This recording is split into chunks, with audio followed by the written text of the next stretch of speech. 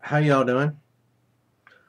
I'm putting out another message to the peoples on the entire earth and to you peoples on Facebook. I'm putting on this message. The reason I am on here and the reason I've been trying so desperately to communicate with you all is um, I had a profound experience. An experience that changed my outlook on life and basically the life I was leading and how I was leading it and blah blah blah blah blah blah blah blah blah. So I am here to tell you all, and I understand I've been doing a very poor job of it, um, because I don't want to thunderbolt you out of the sky, and I don't want to bash you over the head with it either. But I think the best way to do it is through the chakras. Now, for those of you that don't know, and for those of you that do, chakras, now please forgive me, I'm going to butcher this accent, but I'm going to do it in a good cause. You see, the chakras, there are technically 8 chakras on your body and around your body. The first 7 are in a line along your spinal column.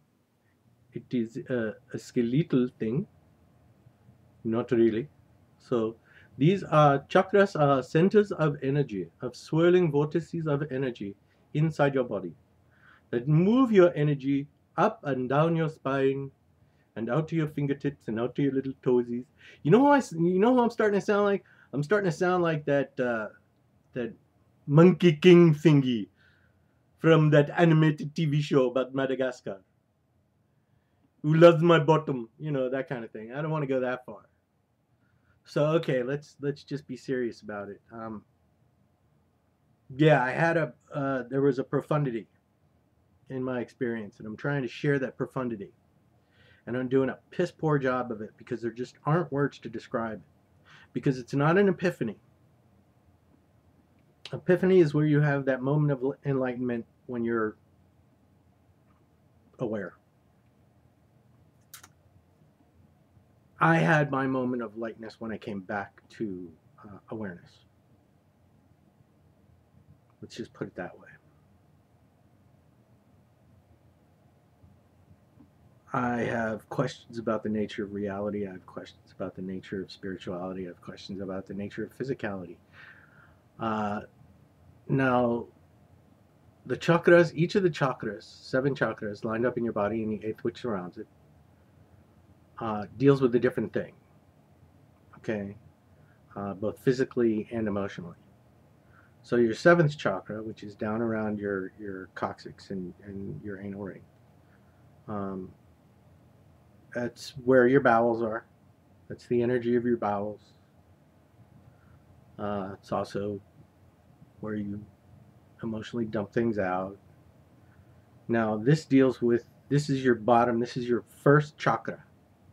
And your first chakra deals with your very first instinct, which is survival, overriding all others. The main chakra, the birth chakra, the death chakra, the open chakra, the closed chakra. They all start here, okay, at the want of survival. Now, the next chakra, the second chakra, deals with pleasure and is mucked up by, oh, I forgot to tell you, your first chakra is mucked up by fear, okay? And I'm talking the really deep fears. You have to delve deep into your own psyche and see what really scares you. And I have several things that scare me. I have psychological issues that go way back. You know, little psyche incidents from when I was a kid.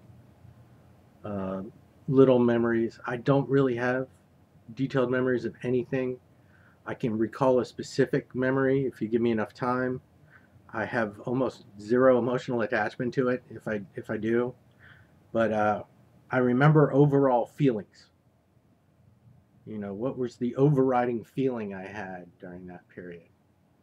and I can describe it that way. And I basically describe high school as just, you know, a short trip in my own little personal hell. And I'm sure everybody else was feeling the same thing. You know, I did not communicate well. I never did. Never have learned to communicate well. Either saying not enough or way too much. So I'm tending to go for the way too much thing now. And because I'm looking to, like I said, I've had a change of opinion. I've had a change of mind. I've had a change of heart. Thank you. Good night. All that way just for that joke. I went all that way just for that punchline.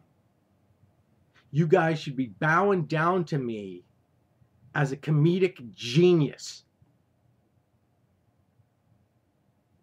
But no. No loving for Brad. Except from Cole Armacida, whose band was ranked number 8. Yeah, on the indie rock scene, whatever that is. The internet indie rock scene, which I have no idea about. So she said she'd email me later. So Cole Armacida, you know, you're a tough chick. I like you. You're very rock and roll. Yeah, Joan Jett. You're very tough. Yeah, she does yoga too. So she does Rodney Yee's yoga. I'm doing Dr. Paul Chan, who's from China. So he has the whole Chinese thing going on. I mean, really, he's got the whole Chinese. But he's from Australia. So there's little Australian accents coming through his Chinese English, his heavily accented English. You know, I mean, it's his grammar is perfect. Don't get me wrong.